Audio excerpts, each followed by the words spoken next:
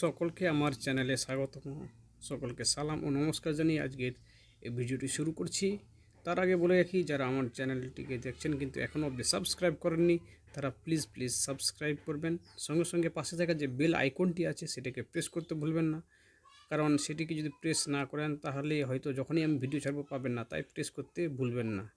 তো চলুন আজকে আর বেশি কথা না বলে ভিডিওটি শুরু করছি। এই যে একটা সুন্দর পাখি, এই যে টিয়া পাখিটি, এটাকে বলা হয় রেড অ্যান্ড গ্রিন ম্যাকাও।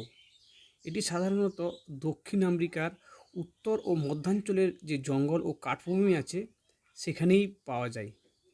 এটি কিন্তু একটি বৃহৎ মাপের পাখি। এদের যে একটা লম্বা লেজ আছে সেটা সাধারণত শুরু হয়, মাথা ও শরীর লাল রঙের হয়, ডানাটি নীল ও সবুজ রঙের হয়, সাদা মুখে লাল দাগ থাকে।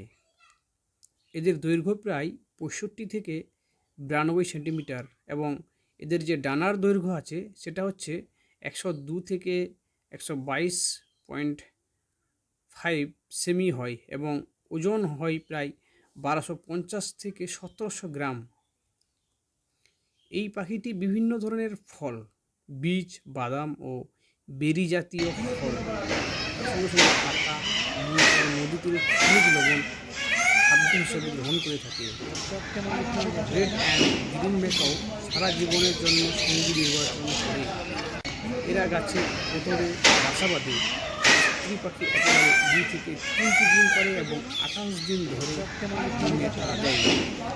এদের গড় আয়ু প্রায় 60 থেকে 80 বছর।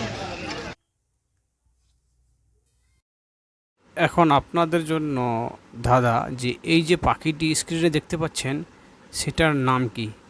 যদি আপনাদের মধ্যে কারো জানা থাকে তাহলে অবশ্যই কমেন্ট বক্সে গিয়ে কমেন্ট করবেন এবং এই পাখিটির নাম লিখবেন। এবং তার সঙ্গে সঙ্গে বলে রাখি যে আমার চ্যানেলটিকে যারা এখনও সাবস্ক্রাইব করেননি প্লিজ সাবস্ক্রাইব করবেন এবং সকলকে অসংখ্য ধন্যবাদ এই ভিডিওটি দেখার জন্য।